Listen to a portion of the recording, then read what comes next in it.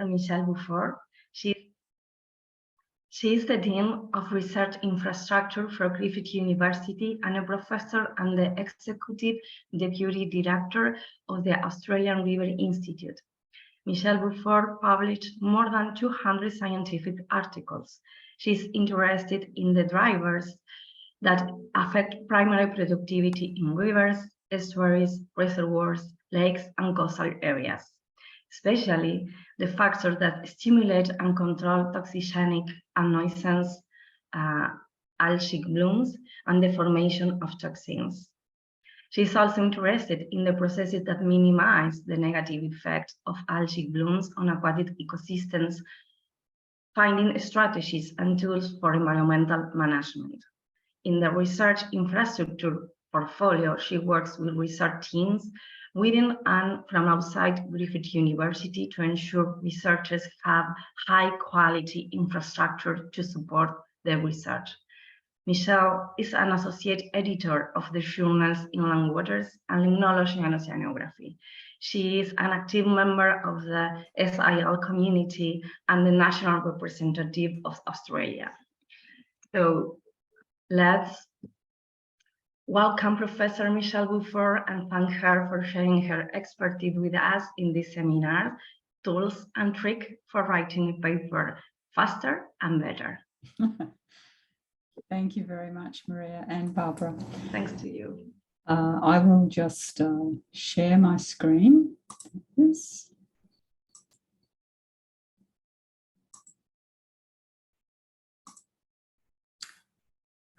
Whoops. Let's get to the beginning. There's the beginning. Great. I hope everybody can see my screen okay and can hear me okay. Because we are all over the world, I will try to speak reasonably slowly so that everybody can understand me. I hope your connections are all okay. So thank you very much for the opportunity to speak with you about tools and tricks for writing a paper faster and better. And I hope I can share some things that will be useful. Okay, if I could sit in a room full of scientists and I say, who likes scientific writing? Most people would say, no, I hate it. It's the worst part of being a scientist, okay? It's normal not to like it. People say to me, if I liked writing, I'd be a journalist, right? I like being in the laboratory. I like being in the field. I like designing experiments. Almost no one likes scientific writing. Of course, that means that when you come to doing that part of the process, everyone kind of has they're not going to rush towards doing it. But of course, we all know that writing papers is the currency that gets you along in your career. So why do we dislike it? There's lots of reasons we dislike it. Too many other things get in the way. You feel you're no good at writing. The whole process seems to take forever. Scientific writing style is so constraining. It can be hard to organize your thoughts. And sometimes your data is really confusing and you don't quite know how to interpret it. So all of these things explain why we don't like it. But what I'm trying to do today is give you some tools to help you with some components of that. I've supervised lots of PhD students and other people writing papers, early career researchers. So I have a pretty good feel for the range of things that people find challenging. So today I'm going to talk about a technique. It's not my idea, but some people use it, and it's called writing backwards. And you say, what? What do you mean writing backwards?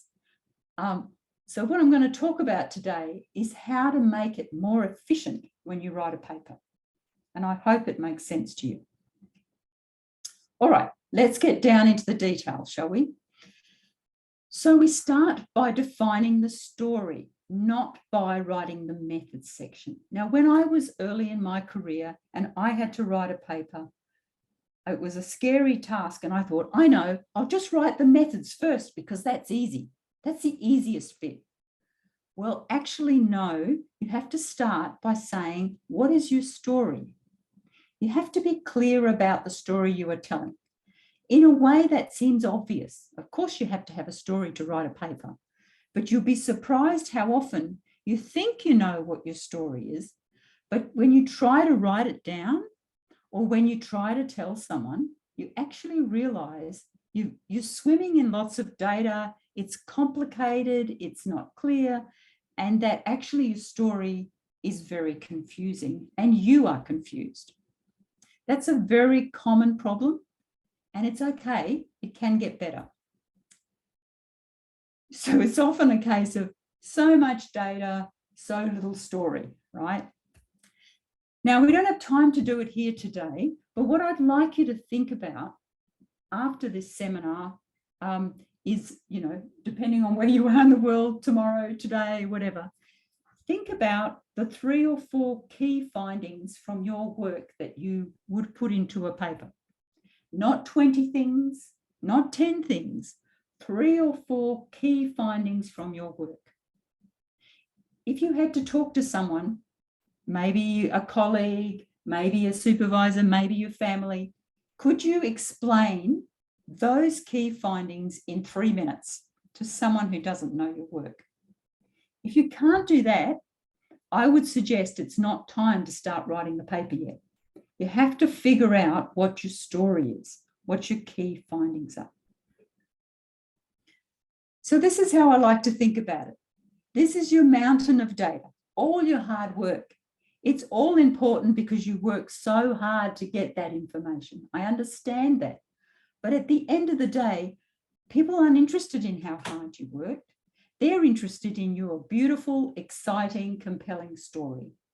So what you're doing is distilling it down into that beautiful story, okay? So from that big pile of data that looks like a rubbish tip, you're distilling it down and picking out the key bits. Of course, if you've got too much data, maybe you've got 2 papers or 3 papers, that's okay. But just remember, you can't have everything in one paper. It's all about the key findings and the story.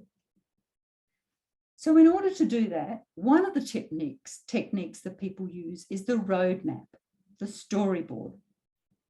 And I'll talk a little bit about what I mean. So you need to start with the need. Why did I do this study? Try to remember back about why you thought it was a good idea or your supervisor thought it was a good idea, okay? Why am I doing this? And then from that, you can come up with a working title. Don't agonize over the title. You can come up with a clever title later. You just need something that frames it. This is what my story is about. Of course, you have lots of different methods. So in your storyboard, which can be little bits of sticky paper up on the wall, for example, you can say, all right, well, I can break all this down. I had this method and then I had that method and another method, okay? And then, of course, you have your results. Now, really, if you can't come up with 2, 3, 4, 5 figures and maybe some tables that explain your work, not 10 figures, not 20 figures, not a figure that is actually 5 small figures inside it.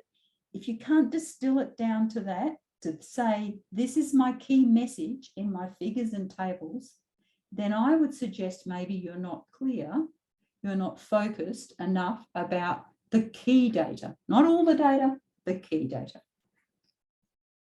And then there's the discussion. What are the bits that are going to go into my discussion? I've got my key bits of results, and then I've got my key parts of the discussion.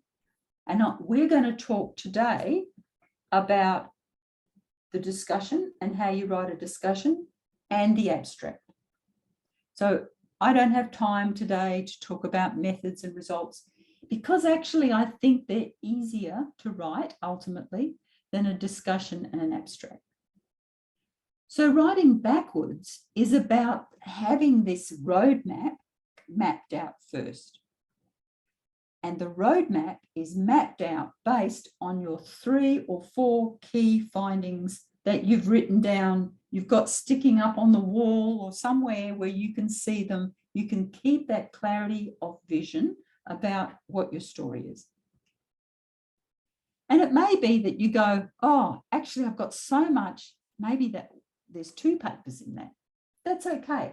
But until you've got your big storyboard roadmap mapped out, you can't actually tell whether it's 1 paper, 2 or 3 or 4. Okay. Yep. And then you find out that actually you had 2 needs rather than 1. And then you have 2 working titles rather than 1. So ultimately, this is how a paper might look once you've worked through all that data and mapped it all out. Of course, everyone's mind works a little differently. Some are more visual than others. Some people like to draw things out. It doesn't matter what method you use. There's no right way. But what you're doing is organising your thoughts. Okay, that's really important to find a way that works for you. Okay. And this is just some reorganising. All right, so now you have your storyboard. You've done some reorganising. What now? So now I'm going to teach you how to write an abstract. That's the first bit. Then we'll talk about the discussion, and then we'll talk about some more general things about how to write a scientific paper. The most important thing up front is about focus. Focus, focus, focus. I can't stress this enough. It doesn't matter how long you've been doing research, and I've been doing it for a long time. If I don't have focus, I can't write a paper. I can't go, oh, I've got half an hour till my next meeting. Let me write a bit of that paper, and then come back the next day and go, oh, I've got 1 hour. Let's write a bit more of that paper. You have to be able to focus because it's a story. You have to be able to figure out the story and lay it out in a logical way. We're not going to talk about it today, but you need to think about, how do I get focus? Is it by turning my phone off? Is it by closing the door? Is it by setting aside some hours? Is it by getting up early in the morning when it's quiet? You need to think about what works for you, but you need to have quiet time to really focus. Maybe there are people in the world who don't have to, but for most of us, I really think we need to be able to focus to write a paper. Let's start with writing an abstract. Now, there's a formula to scientific writing. That's the nice thing about it. It's a formula, right? Of course, it varies a little bit from abstract to abstract, but this is the general principle of an abstract. You will have 1 or 2 sentences as background, or the problem statement. And I'm going to give you examples of all of this as we go through. Then you'll have 1 sentence, which is the aim of the study. It comes after the background. So for people, they go, okay, this is the general area for this paper, and this is the topic that they chose to do based on the needs of that topic. This is how, now we get to the how, the approach, how they did the work. Did they go into the field? Did they measure things doing regular monitoring? Did they do an experiment, etc.? 2 to 5 sentences, depending on how long your abstract can be for the paper, for the journal that you have chosen. 2 to 5 sentences, which are the results. That's the most important part, is to be able to show that you have some results, okay? People sometimes get caught up in the approach. So instead of 1 to 2 sentences, they might give a series of sentences of details of the method. Unless it's a methods paper, really don't get too carried away with the methods. The results is what it's about. And then 1 to 2 sentences, what does the study mean? It's fine to have all these results, but you need to be able to tell yourself and tell other people what your study really means and what are the broader implications. In an abstract, you don't refer to other papers specifically. You don't say, well, just like, Blogs et al., my study showed this. No. This is about your study. This is about what you found. You can refer to other papers in other parts of your paper, but not in the abstract. excuse me. So let's break it down into an example. And this is one of my abstracts from a paper I wrote about dissolved organic matter and the effect on toxic cyanobacteria. So first, here's our problem statement or our background. And I've put in bold what the key things I'm trying to get across to people are. The concentration of coloured terrestrial dissolved organic matter from vegetation appears to be increasing in lakes. So this is the problem statement, appears to be increasing in lakes in some regions of the world, leading to the term brownification. The light attenuating effect of coloured terrestrial dissolved organic matter on phytoplankton growth have been a major focus of attention, but the phytotoxic effects of TDOM, particularly on cyanobacteria bloom, are less well understood. So there's the other part of the problem statement. Terrestrial organic matter seems to be increasing, but the phytotoxic effects on cyanobacteria are less well understood. So now you've set it up. So now people go, well, obviously, Michelle did a study on the phytotoxic effects of terrestrial organic matter, right? That's what comes logically after this. And so then we get to, okay. So now after coming up with the problem statement, we come up with the approach. This mesocosm study tested whether coloured terrestrial dissolved organic matter leached from the leaves of a tree inhibited naturally occurring bloom of a toxic cyanobacterium. So in bold, again, we've got the approach, a mesocosm study. So you immediately know the approach I used. I'm looking at leaves and how they inhibit cyanobacteria. Okay, so people can very quickly and easily see the key points there. Even if you don't read the whole sentence, in bold, you see the key points are all there in the sentence. It's done in a reservoir over a 10-day period. So that's my second part. And then there's some results. And like I said, the results is usually a few sentences, but the important bits are in bold. The study found that, right? Very clear. The study found. Nobody else's study. This is my study. This is what it found. Terrestrial dissolved organic matter, leachate, and then in bold again, we see inhibited photosynthesis and growth of the species that we're looking at, as well as other species, okay? All the rest of it is detail. But even if people only read that first sentence, they would know the key finding, the key results from the study, okay? So it's right up front, it's not buried. It's very common for people to focus on all the detail, and then the key findings, the key results can get buried deep in the abstract. You want it right up the front so people see it immediately. Remember that people don't spend very long reading papers anymore. In fact, people don't spend very long reading abstracts. So if you don't capture them really quickly, they'll move on to the next paper. If it's too hard to read your abstract, they'll move on. And then we've got some more results. So this is quite detailed. You wouldn't necessarily, some journals have only 200 words for abstracts. You know, it depends on the kind of length of abstract you're allowed. Again, there's a lot of detail here, but the key parts are in bold. Light attenuation and dissolved oxygen levels were also affected by the TDOM addition.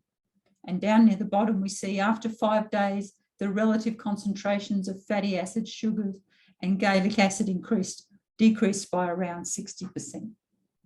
So here we see, again, more of that detail on what we found. Then the final part, the implications. All right. Here we say, this study suggests. So remember I said up before, this study found. But of course, implications are what I am inferring from my study. I'm suggesting that phytotoxic compounds in TDOM can suppress cyanobacterial blooms. So I've gone further than my study. I've expanded it out and said, I think there's something in this that's more relevant, more broadly, has broader implications. And then I say there's implications for predicting the future likelihood of cyanobacterial blooms. Okay, so here's the broader picture. If there's more CDOM, there's more brownification, maybe this will affect the amount of cyanobacterial blooms that we get. And because it's leaves of trees, down the bottom in bold, you can see revegetation of riparian zones may also be beneficial in reducing blooms. So I hope you've seen how I've unpacked all that and given you a sense of how you might write your abstract. It's a good thing for you to have a go at. You don't have to share it with anyone at the front, but give yourself a go at trying to think about it in a structured way. All right, let's move on to the discussion. So again, it's a formula to a discussion. This is my style of writing a discussion. I try to keep it really simple. A strong statement of the main findings. I want people to be excited about reading my discussion. I want them to focus on my work, not on everybody else's work. And I don't want them to focus on the bigger concepts around ecology or the particular discipline or whatever. I want them to read my findings, one paragraph. I need to be able to demonstrate how I'm advancing knowledge in my discipline. That it's not just, oh, another study on another lake on some more measuring of nutrients and algae and boring, right? It's got to sound exciting and interesting and compelling. And how does my study compare with others? Are my findings believable? You have to try and synthesize your results down, condense them down. For example, a conceptual model. You have to think about what the limitations and implications of your study are. If you're early in your career, it's really easy to focus on the limitations. You go, I did this study, I've got these results, but there's all sorts of problems. I mean, I wish I'd done it like this, or I forgot to measure that. And you know what happens? Then when you write your discussion, you start off really negatively. Oh, I did this study, but it wasn't very good, and I wish I'd done this, and someone else did a better job. It reads badly. People want to be seeing you at your best. Later on in the discussion, you can talk about the limitations. It's important to be able to show to people that you understand the limitations, but don't make that the focus of your discussion. And then, of course, the implications and a concluding paragraph. A conclusions should be one paragraph, not 10 paragraphs. I see some conclusions that are almost as long as the discussion. People just don't seem to know how to make it just short, very short, right? Discussion for a paper should be around 5 to 8 pages. Sometimes people like to write, and they can write a huge amount. As an editor of a number of journals, I can tell you that as I go straight to the discussion, if I can see that it's too long, immediately goes back to the author, cut it back. I don't want the reviewers to have to waste time reading a discussion that is overly long because people haven't been disciplined in their writing. Okay, so let's talk about breaking down that discussion with an example. All right, so this is another study that we did a few years ago. You start with a strong summary of the main findings. That's the start of my discussion. This study showed that this reservoir ammonium nitrate uptake occurred at a faster rate than nitrogen fixation, okay? Etc., etc. This coupled with high, dissolved nitrogen phosphorus ratio suggests that nitrogen is likely blah, blah. Okay, so I've got the key findings right up front, not all the findings. So that's where the discipline comes in and saying, I've got all these results, got all this data. How do I find the main thread, the main story? You don't have to explain everything in the discussion, just the key findings. Just like the abstract, you can't put all the detail in, just the key findings. Okay, are you saying anything new? So in the case of this paper, what we said was therefore, based on our results, of course, the nitrogen fixing capacity has often been suggested as one of the reasons why this species dominates. But it's unlikely to be the explanation here. So we measured some things. We found nitrogen fixation wasn't as important as people previously thought. And so it's probably not the reason this species dominates in this system. Okay, so we've got the findings, and then we've said, this is interesting because it's kind of different to what other people have found. And we give those references. So we're very upfront about the fact that the results are different. Then we get to the compare and contrast with other studies. For example, uptake rates of ammonia and nitrate are comparable with those in Lake Balaton, a lake in Hungary, which has summer blooms, and slightly lower than a temperate eutrophic lake in USA. Really important to make those comparisons and to show similarities and differences, and if you can, to explain why they might be different. Well, I did my study in the subtropics. They did their study in some cool temperate lakes. So maybe that's why they're different, etc. Then there's the synthesis of findings or the implications of the work.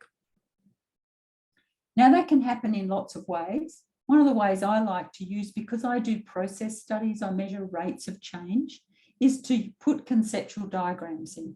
In this case, it's got some numbers in it as well, but you can also put something that's just conceptual.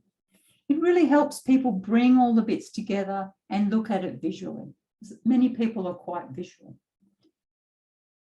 So yeah, here's my example here showing the rates and comparing these different rates. And it just consolidates my story that nitrogen fixation isn't as important as people thought it was. So there's a management implication from that about should nitrogen inputs to this particular system be controlled? If there's already enough nitrogen in there and that's what they're using, the dissolved inorganic nitrogen, should we have nitrogen fixation? So should we consider nitrogen fixation? Should we actually be controlling the nitrogen in the catchment? Okay, so you start to unpack what it might mean. And in this case, it's in a management sense. Limitations of the study, all right? I said, well, you know, this species can also regulate its buoyancy. We didn't look at that, but it warrants further attention. And we know that this species can also scavenge phosphorus. That wasn't a part of this study, but it's worth looking at. Okay, so again, we've come up with some areas for future work where people might want to look at these other elements. What we're saying here is we looked at nitrogen, interesting story, but of course we understand that the world isn't all about nitrogen. There's all these other factors that can be important, and here's some things that we think warrant more work. Okay. Really good to have a focused conclusion section. In conclusion, this study suggests that nitrogen fixation is not the key mechanism promoting bloom of this species in this reservoir. Okay. Nice and clear. But of course, we're suggesting, remember, we didn't, well, you haven't seen my data, but trust me, we didn't go out every day and measure. We went a few times in a year and measured, and we inferred that nitrogen fixation isn't a key mechanism based on that. So we say suggest. We don't say we showed it's not important, because people would say, well, you showed it when you were there, but you didn't show it all the time. Okay. So let's just condense what we've been learning about the discussion. Right? Things to consider in a discussion. It's not just a reiteration of the results. That is a very common problem that people have. They don't actually quite know what to write in their discussion, so they just kind of tell you the results again. And they refer to figures and tables, which is normally what you shouldn't do in the discussion. You should not be just giving the results in a slightly different way. it's got to be a concise statement of the key main findings, but then it becomes linked to the bigger picture. How do your findings fit with advancing knowledge in your discipline? And how does your study compare with other studies? How do you synthesize these findings? What's the significance of your study and the limitations, etc.? And a strong concluding paragraph. So finish strong, don't finish weak. And honestly, your conclusions, if you look at your abstract, that helps you tell you what's going to be in your conclusions, okay? They're very, very linked, and often there's a lot of the same words in there. So if you're struggling with a discussion, I'd recommend breaking it down to those key questions and storyboarding it. Okay, I've got my little sticky label. Here's my key findings. How am I advancing the knowledge? What are the 5 or 6 papers that I want to compare with, etc., etc. All right? So that you have logic in your mind, and when someone else looks at it, they understand the flow, the logic of the discussion. It's very easy to end up with a discussion that jumps from here to there, and in the end, people are really confused about your message. Okay, so keeping it simple and following a strict formula is one way to help with that. All right, so there's some broader considerations about scientific writing. Use the active voice, and I'll talk a little bit more about that in a minute, in giving you examples. Interpretation is easier if placed, interpretation of information is easier if placed where the reader expects to find it. So other than structural problems, the other thing that many people struggle with is how to write a sentence that is logical, everything's in the right place, and that links properly with the next sentence.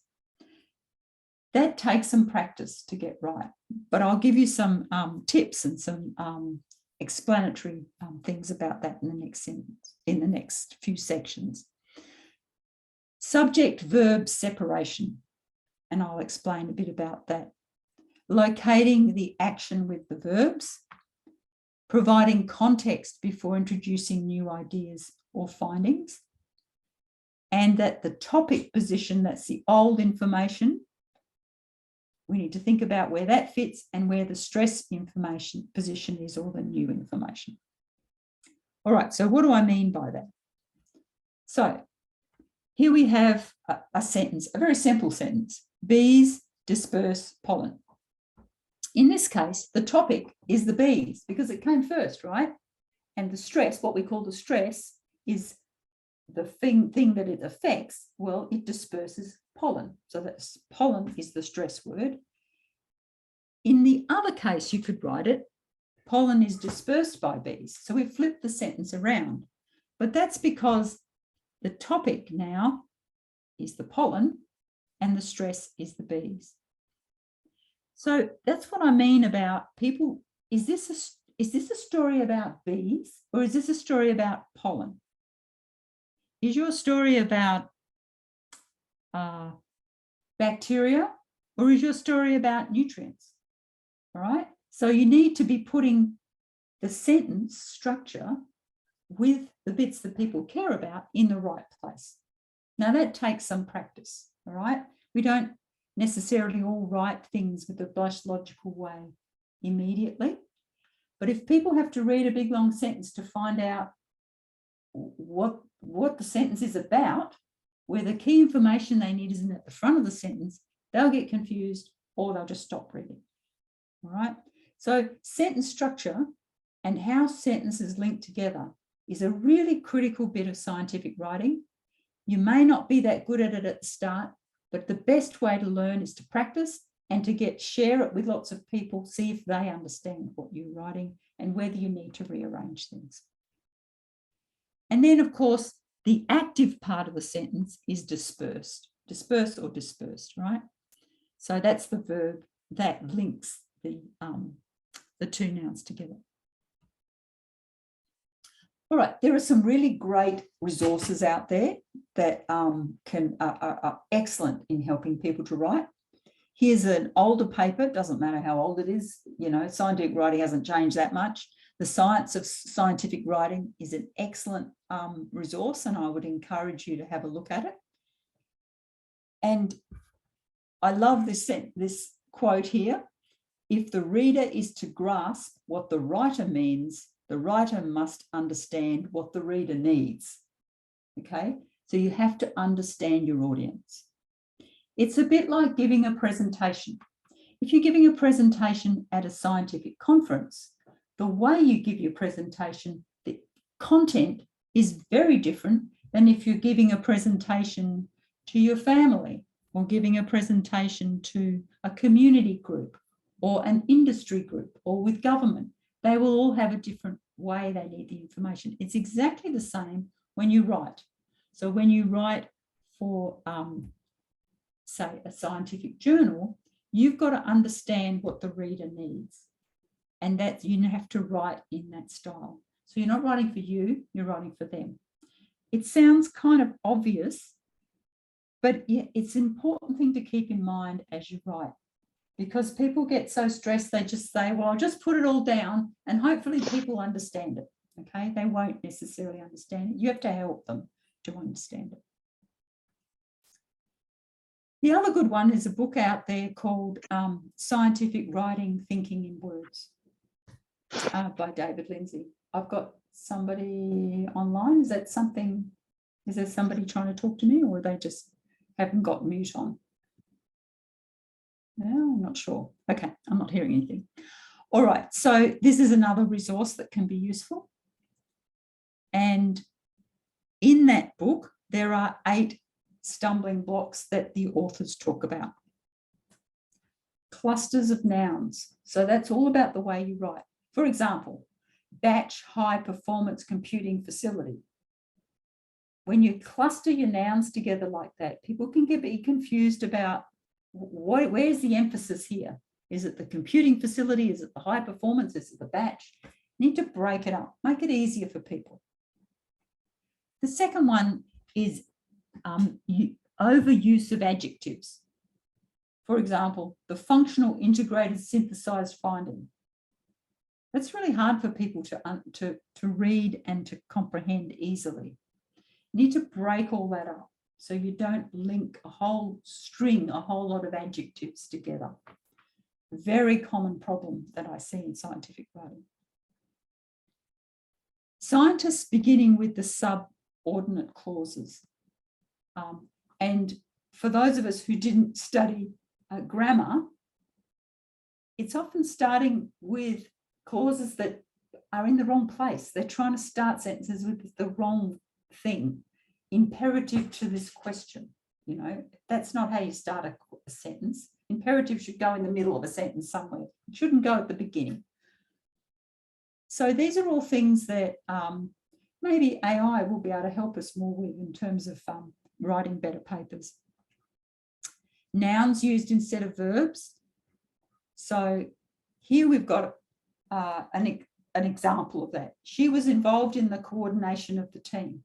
You might say, well, that looks pretty straightforward, but wouldn't it be better to write, she coordinated the team? Look how many words you've left out. You just made it nice and simple. Rather than the coordination of the team, she coordinated the team. Anything you can do to make your sentences simpler and clearer, the better for scientific writing. This is not about creative writing. Creative writing is for creative writers. We're trying to make our science simple and easy to be understood by everybody. Use of imprecise words. That's one my students get into trouble with all the time. They use words like sustainable. What does that mean? I don't know what sustainable means. It can mean all sorts of things to different people. Processes, dynamic. They're all words that they're kind of vague words you might read in papers or in, you know, online or wherever you read this stuff, and people use them because they don't quite know what they mean, and it sounds kind of important, and you know, it's just a buzzword. So try to avoid those imprecise words, because what it suggests is that you don't really know what you're talking about. You can overuse acronyms, abbreviation, and jargon. Jargon is a really common one where sometimes people, I think, use it because it makes you appear smarter. They think it makes you appear smarter because I've written this really complicated sentence with all this jargon in it. Well, actually, it just confuses people. And so you're better off just keeping it simple and reducing the amount of jargon. Acronyms can be overdone. So if you're reading a paper, I don't start reading a paper and go abstract, introduction, materials and methods. I never read a paper like that. I might start at the abstract and go, that looks interesting. I might go to some graphs and look at them, some figures and tables. I might go to the discussion. I might jump back to the methods. If you've got lots of acronyms in there, I go, oh, what was that acronym? Where was that acronym explained? Was it in the introduction? I can't be bothered looking for it. It's too complicated, trying to find what all those acronyms need. So don't overuse acronyms. And parentheses and other distractions. It's very popular now to use lots of brackets. But actually it can be, you have to be careful not to overuse them because you lose the flow of the sentences that you're trying to say. And sentences that are too long. Again, this doesn't make you smarter, it just makes people confused. Nice, clear, relatively short sentences and that link well to one another is definitely key. Okay, another resource that can be really useful is this one, Writing English as a Second Language. For many of you, your first language is not English. And I have a lot of admiration for people who learn English as a second language and then have to do scientific writing. I'm sure it must be very challenging and much more challenging than for people where English is their first language. So here's some tips that come from that article. Short is better than long, as I mentioned about the length of sentences. Simple is good. Long nouns are the enemy. Active verbs are your best friend. One thought per sentence and organisation is key. So you can see that all these different resources are all saying a lot of the same things. That's because, as I mentioned before, there's a formula to scientific writing. And that's kind of good, isn't it? It's kind of comforting because you go, well, it's not this big, scary thing. I have to write this paper and I don't even know where to start. No, there's some structure and there's some order and there's some method to it. All right, jargon. Let's talk about jargon a little bit more. Very overused. And I'll give you, here's some examples of that from another excellent publication. A decreased amount of. Well, why don't you just say less? Accounted for by the fact. I think you mean because. At this point in time, you mean now. The people who are really good at that jargon stuff, that over expressing things, are politicians. They love it. They love to make it complicated. At this point in time, you mean now. In the not too distant future, you mean soon. Despite the fact that, you could say it with just although, or has the potential to, you can say can or may. So these are just examples to help you think a little bit harder about, can I make it simpler, less words, more concise, and not complicate it with excessive use of language. Okay, so the final thing I want to talk about today is the elephant in the room, which is about time management and motivation. All right, and here's an example of another good paper about turbocharge your writing today. So it's all very well to have all these tools and tricks. You can come along and listen to me talk to you. But unless you can go away and say, there's a few key things I learned there, I could try myself, and I'm going to do it soon, not next week or next month or whatever, then you're really in the procrastination side of this, right? Because it's hard, it's a big job. you've got to find ways to be motivated. You've got to find ways to manage your time. And it's going to be different for everyone. Some people like to set aside a certain amount of time every day. Some people like to put up blocks of days. But there are many ways in the modern world to distract yourself and not to manage your time and your motivation. Social media, emails, you know, coffee, go have a coffee, whatever it is. It's really easy to do. We all do it. And everybody, there are so many people who say to me, oh, I know we were going to write that paper, but I've just been so busy with everything else. Absolutely. We're all busy. But I think some of it is I can do lots of busy work. There's lots of things to do. But writing a paper is such a big mountain I have to climb.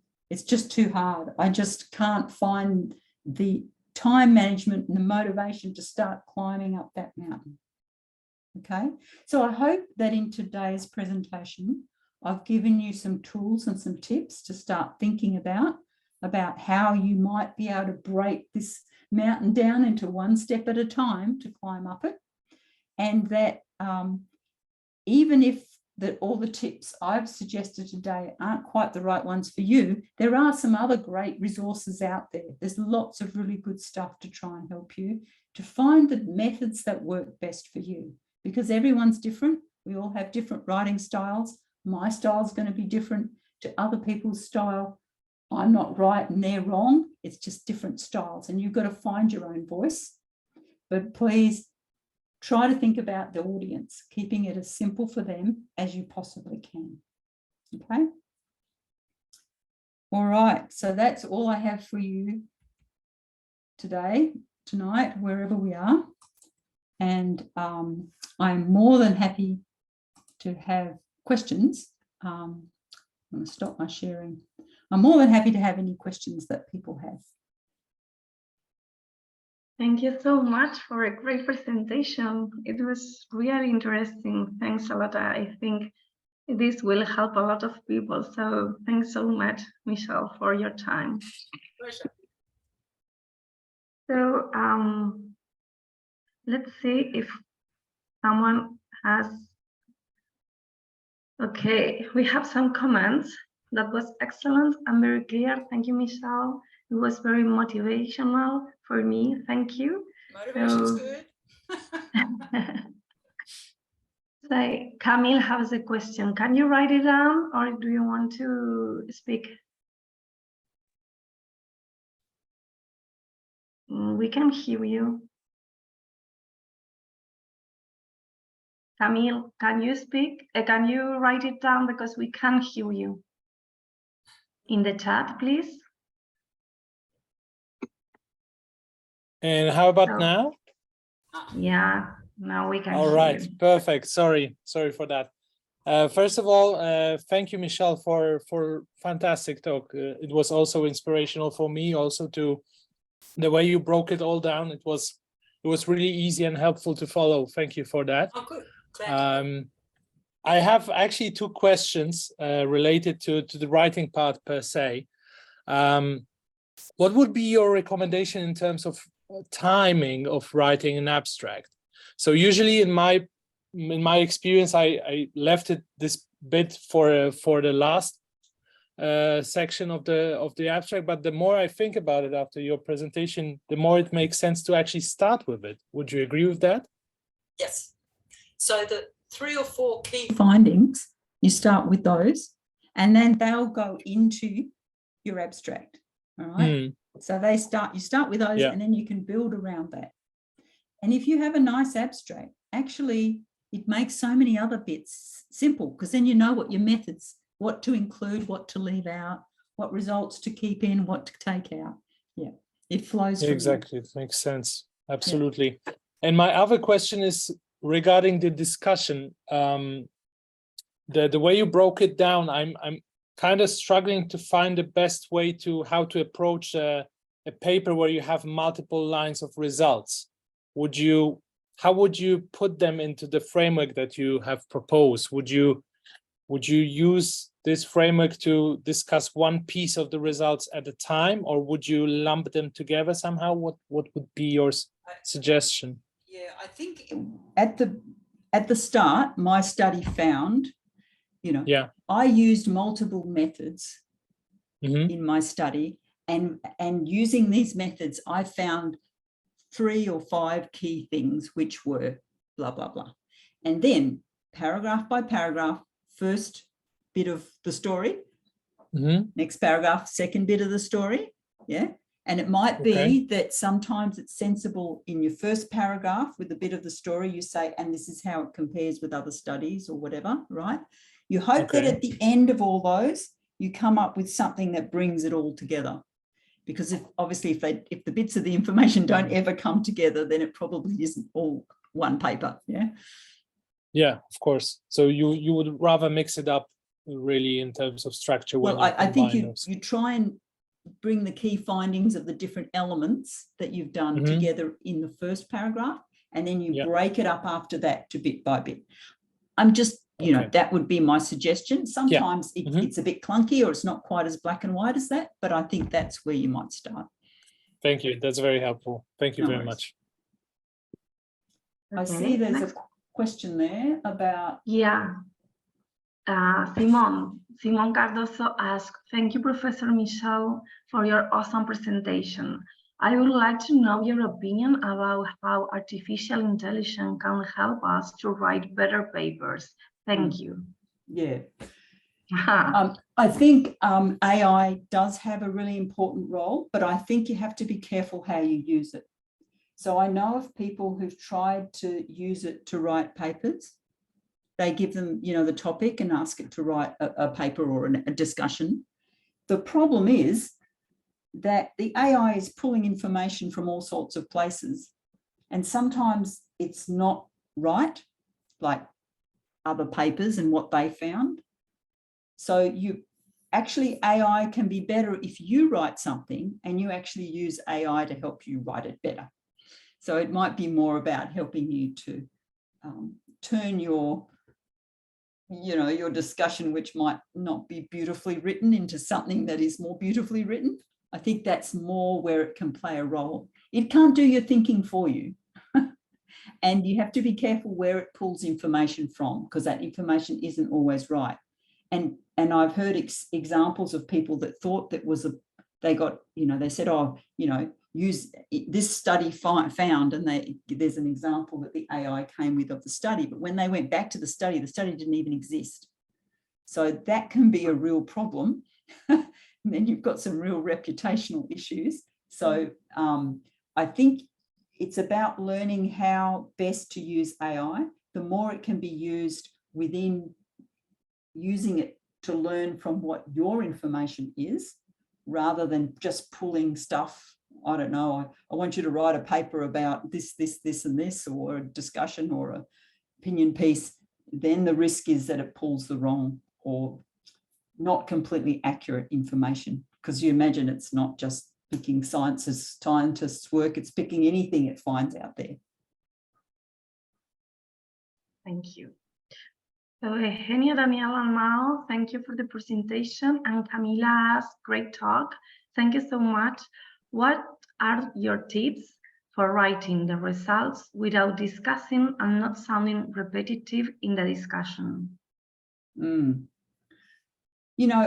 results section and what you write in the results, I find reading results sections really boring. I think they're the most boring part of the paper, honestly, because it's got to be so precise, This was statistically higher than that, with a p-value of this, This was lower than that, and here's the stats, This treatment was higher than that one, on and on and on it goes. Very constraining, very prescriptive, and you have to be quite thorough in the way you explain your tables and your figures. So when you get to the discussion, and then you can only, in your results section, give the results. You cannot interpret the results. That is not the results. That's the discussion. No interpretation. give the results. Figures showed this, table showed that. This was higher than that, all right? When you get to your discussion section, you're pulling together all the bits of the results that are most interesting. So all that boring detail that's in the results section, just pull the eyes out of it, get the most important bits and put it at the start of the discussion. This study found. So you can give some of your results in the discussion, but it might be one sentence of, and my study found this, but another study found that. And when you combine it with this information, it means this, okay? So you're only giving the most interesting parts of your results in the discussion, and you're complementing that with all the other information that's out there and interpretation. So I hope that helps sort of split them up. Like I say, it's very common in the results section for people to start interpreting their results. No. You know, in my world, if I was starting a journal, I would make results and discussion together. Actually, I think it's a lot easier to write that way, to have it all in together, right? So you can talk about what it means at the time that you write the results, but that's not how most journals are structured. Journal papers are structured. So you have to give the results first, then the interpretation after. Could you share your experience and thoughts on authors' order? That's an interesting one. Okay. Right. Well, first, if people haven't contributed to the work, they shouldn't be a co-author. That's, you know, I mean, most journals are pretty good at saying, did you do anything? Do you deserve to be on it? This is the way I do it. Now, I live in Australia, right? So I'm not saying this is how it's done all over the world, but this is how we do it. If I wrote most of the paper, I'm the first author, typically.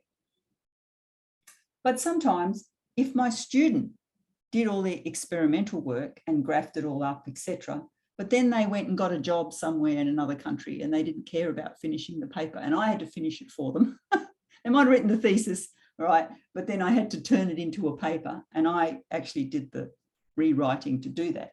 I would normally make them first author because in my view, they did most of the work. I've just helped finish it. So typically it's the person who writes the paper, which is typically the person who has done a lot of the experimental or the field work or whatever it is. And then it should be, and then the way I do it is if it's someone in my lab, I put myself as last author, which means I'm the lead of that lab. And then the other people are what we call the sandwich authors, right? They go in the middle. And the order they go in could be alphabetical. It could be based on how much they contributed. So whoever was the second biggest contributor goes next, and then the next one, and then the next one. Now, that's how I do it. It's not necessarily how everybody does it. But the supervisor, or, you know, if you're a PhD student, for example, the supervisor, at least the way I see it, is the last author. And the student or early career researcher, the one who did the work and hopefully wrote the paper or the bulk of it, is the first author. I hope that helps a little. It's not a black and white world, authorship. One final thing I'd say about authorship, it is a really, really, really good idea to decide on the authorship when you first start out. Maybe even before you do the experimental work or the field work or whatever. But at least once you have the data and you're going to write it, you think about the authorship then. Because if you wait to write at the end, I can't tell you how many sad stories of people fighting about who's on the paper, should they be on the paper, did they do any work, didn't they do any work, why isn't the student first author, it's their paper, etc., etc., etc. And some of that pain could be reduced if the discussions are had up front. Say, all right, this is what I'm thinking, we're going to do a paper on this. Who do we think? Do we all agree? These people are authors, these people aren't. Some people just in acknowledgements, that's okay. But it's a very stressful one, and particularly for people who are early in their career, because they're stuck in the middle and they want to be polite and they want to contribute. They want everybody to be happy, and it's quite hard to do. So the more discussion up front, the better. Okay. So Bernardo asked, may I ask one thing? As a reviewer, what is the first thing you see in a paper? As a reviewer, and even as an editor, an associate editor, first thing I see is the abstract. Now, I know, and I read the abstract. I'm not that interested in the title personally, and my pet hate is graphical abstracts. You know, when we were cave men and women, we lived in caves, and before we had language and writing, we drew pictures, you know, and then we got more sophisticated and we got language. Well, graphical abstracts, like we've gone back to caveman again, in my opinion. I look at a graphical abstract, I can't understand it. That's why you have words, because they're easy to understand. They look pretty, a lot of graphical abstracts, they look beautiful, these are like great colors. I don't understand them. Anyway, so I don't look at the graphical abstract, I just ignore it. So yeah, the abstract's the first thing I read. That's where the real content is. And that's where I'm kind of getting I'm judging how easy to understand is it? How well organized is it? Were they thorough enough in that looking for typographical errors and grammatical errors? And do they have some interesting findings that I can find in the middle of that? That's where I'd start. Sarah says, thanks for your talk. There is a specific approach you would recommend for how begin writing the introduction? Yeah. So if you start with your 3 or 4 key messages that are going to frame your abstract, the topic that those 3 or 4 findings relate to frame your introduction. All right. So if you're clear about what your key findings are, they help frame the introduction. Introduction, I don't like it to be more than a couple of pages. All right. It starts with the very big picture, and then it might have some additional paragraphs that talk about some of the specifics that give the background context to your study. And then, of course, the final one just before the methods is about a logical flow that led me to say, this is the reason I did my study. If your introduction jumps around and at the end of it, I'm like, I have no idea why it led you to do this study, then the introduction is not very good. It's got to be a little story of its own. Here's the big picture. Here's some of the challenges. Here's some of the problems.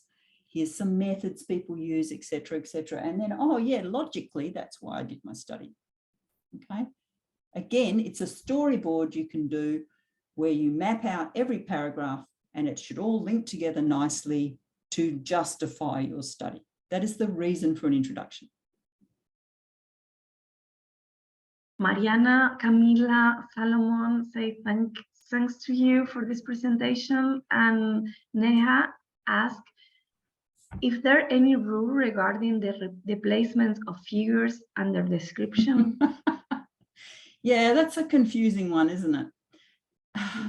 Every journal's, well, not every journal's different, but it used to be that the figures and it used to be that at the end of the paper came the list of figures and then the figures and the tables.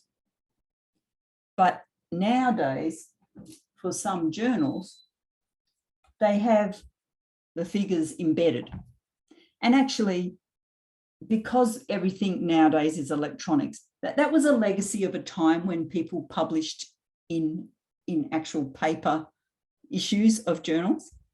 But nowadays, with everything electronic, it makes actually more sense to write it with your figures and tables embedded. And some journals do that. So it's journal specific. So you have to find out what your journal wants when you read the advice to authors on the journal webpage. But I would say that as somebody who's reviewing papers, it's so much easier when the figures and tables are near the text that they refer to. Yeah. Having to go backwards and forwards just does my head in. You know, it's really very inefficient way to do things. And just one more question. for if the figures are embedded. So like, let's say that figure 6 explains blah, blah, blah. So this text description should be before the figure or after the figure? Before. Before, okay. Thank you. And obviously the description for a figure goes underneath. The description for a table goes on top. Okay. Okay, for now, we don't have any more questions. So I don't know, I'm going to ask one. I know this is very, maybe someone can write a new question or a message. In your experience, I mean, every has their own way to write a paper and to organize ideas, but you say it's very important to find the motivation and to focus. What was your method for that? Well, I'm a little bit odd because I like writing papers. But then I'm a professor and I spend a lot of time going to really, really boring meetings, right? And writing really, really boring proposals. So in a relative sense, writing a paper is quite fun. All right. I don't get to go out as much as you. I'd still go into the field and do field work, but I don't get to do as much of that as other people. So actually, I think writing can be quite fun. But I do get frustrated when I start a process and then I get interrupted. And then I come back a week later and I'm like, what was I thinking? What was that paper about again? And I have to start the whole process again. So I like to have blocks of time. I'm a morning person. So doing this talk late at night means that I'm not as coherent as I would normally be. I like to get up early. That's when my brain works. That's the good time for me to write. So it's the time of day. So I'd like to try and do that early. And then I do all the boring, busy work, email rubbish, hundreds of emails a day, late in the day, because my brain doesn't work as well then. Yeah. So I pick the time of day my brain's most active, and then I set these blocks of time to do it. And I give myself rewards. I go, okay, Michelle, you write this introduction. When you finish the introduction, you get a reward. Now that reward, you know, is very person specific. I love chocolate, right? So chocolate works for me. But things that say, no, I don't get my reward until I've done it. So for me, that's kind of my motivator. Of course, I could have the chocolate anytime I want. But actually, if I have to finish something first, then I have a sense of satisfaction, like I've earned it, right? So it's a kind of it's like a kid, you know, just kind of keeping them motivated. Well, that's great. That's a great suggestion. Maybe it's coffee or I don't know, whatever it is that you like. That's great. So do you have let's see if we have another. Jasper says, thanks a lot. Could you explain again what you mean with locate the action with verbs? Yes, that is a good question. It's not something I could probably explain really quickly and simply, like it, because it's a grammatical thing. I would suggest going, you probably can find it online, the Gopin and Swan book, and that has that information in it for the structure that you need to write. So one of the ways, you know, so the whole idea of how you structure sentences and how you link them together is a whole thing, right? That's a whole lecture in its own right. And it's something that it's sort of hard to kind of go through that detail just as a small part of another presentation. I think that's something you might want to think about if you're interested in, of having me or someone else give you a whole 1 hour lecture about how do I structure my sentences and how do I make them link? Because that is just the art of writing papers, I guess, is to get to that point where it just flows beautifully. And many of us need help in learning how to do that. So sorry, Jasper, I can't give it to you right now because I'd be unpacking a whole other talk. So something to think about for another day.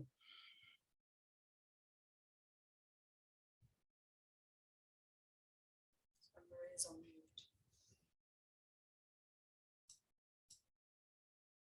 on mute.